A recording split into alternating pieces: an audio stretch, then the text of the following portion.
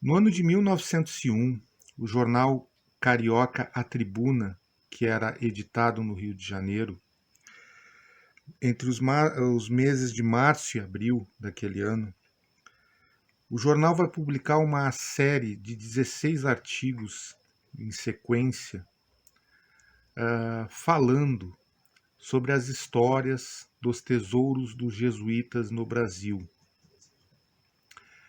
E eles vão fazer uma pesquisa a fundo sobre essas histórias, tá?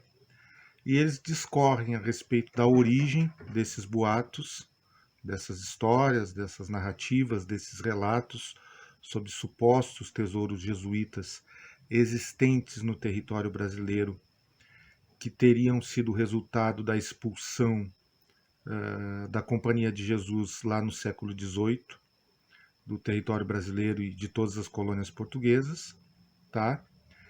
E eles vão investigando as várias histórias, as várias ocorrências, as possibilidades de existência de tesouros dos jesuítas no Brasil naquela época. Importante destacar o seguinte: eles fazem essa investigação contando com o apoio de vários outros jornais ao longo do Brasil, dos diversos estados brasileiros, principalmente jornais da capital.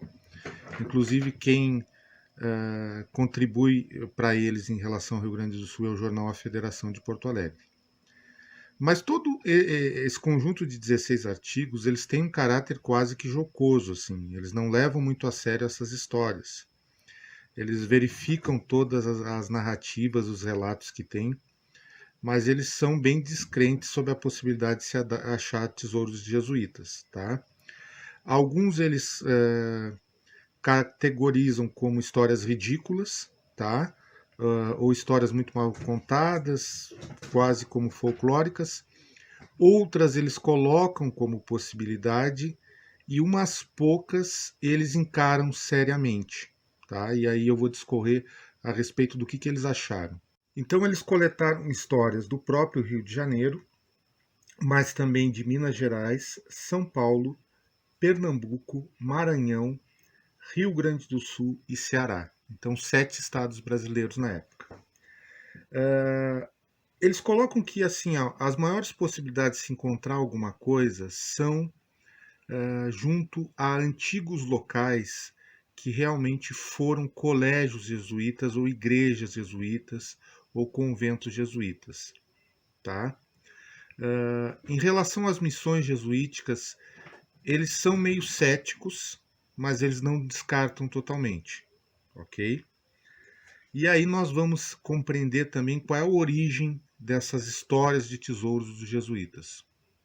No ano de 1750 foi assinado um tratado de limites entre Portugal e Espanha, que ficou conhecido como Tratado de Madrid. Nesse Tratado de Madrid, os espanhóis ficariam com a colônia de Sacramento, na foz do Rio da Prata, e os portugueses adquiriam os 7 povos das Missões, na margem oriental do rio Uruguai.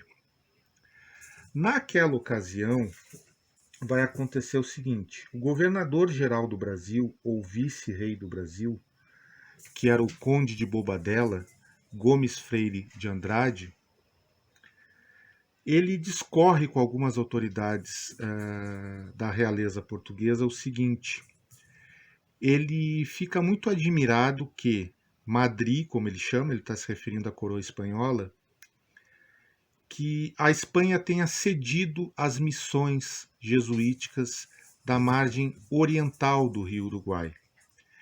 E o conde de Bombadela, o Gomes Freire de Andrade, ele fala isso por quê? Porque ele cita a existência de tesouros, tá? De bens, de ouro, de prata e de pedras preciosas, que, segundo ele, estariam sob a posse dos jesuítas, dos frades da Companhia de Jesus, naquela época nas missões. Em 3 de novembro do ano de 1759, foi publicado oficialmente o édito que expulsava os membros da Companhia de Jesus, jesuítas, da colônia do Brasil. Tá? Eles estavam proibidos de desenvolver qualquer tipo de atividade missionária, e apostólica nas terras portuguesas da América do Sul. E aí, entre 1759 e 1762, se inicia uma espécie de caça às bruxas a eles. Vários jesuítas vão ser presos e deportados para a Europa, tá?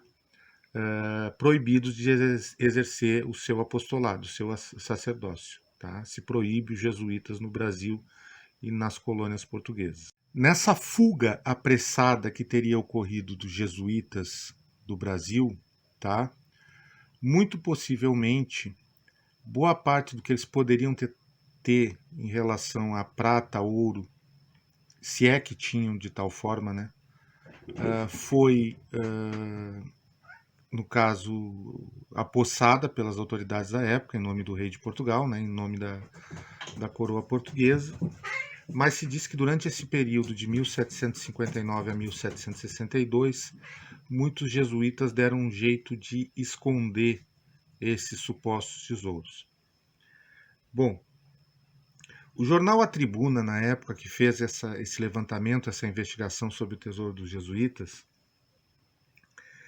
ele considera que, na verdade, no Brasil, até aquele momento, 1901, somente 2 locais tiveram realmente a descoberta, entre aspas, tá, de supostos tesouros dos jesuítas.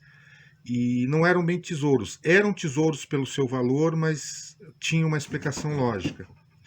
Foram encontrados objetos de prata, cobre, castiçais, galetas de ouro, alfaias e algumas pinturas, tá?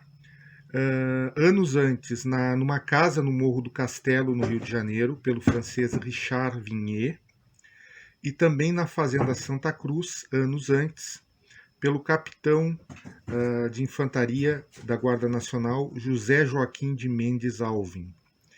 Nos 2 casos, seja no Morro do Castelo e seja na Fazenda Santa Cruz, no Rio de Janeiro, eram locais que tinham sido antigos conventos ou igrejas jesuíticas. Então, a possibilidade de encontrar castiçais, objetos do cerimonial religioso de prata ou ouro, era muito plausível, tá?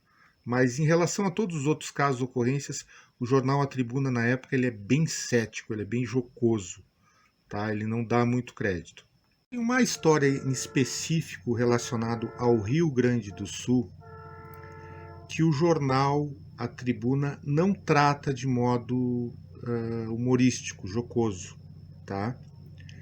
Que é o seguinte: ali na região de São Gabriel e Cacequi, durante o século XIX, numa época em que os jesuítas já tinham sido autorizados novamente pela Igreja a exercer seu apostolado no Brasil, mais particularmente entre os anos de 1879 e 1880, ocorreu uma coisa muito estranha ali, tá? Envolvendo particularmente esses jesuítas, esses membros da Companhia de Jesus.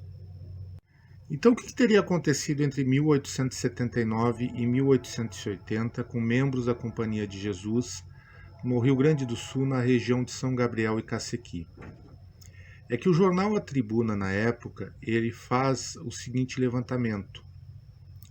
Vindos diretamente de um priorado lá da Espanha, são registradas nessa época 23 viagens oficiais de membros da Companhia de Jesus a essa região de São Gabriel e Cacequi, tá?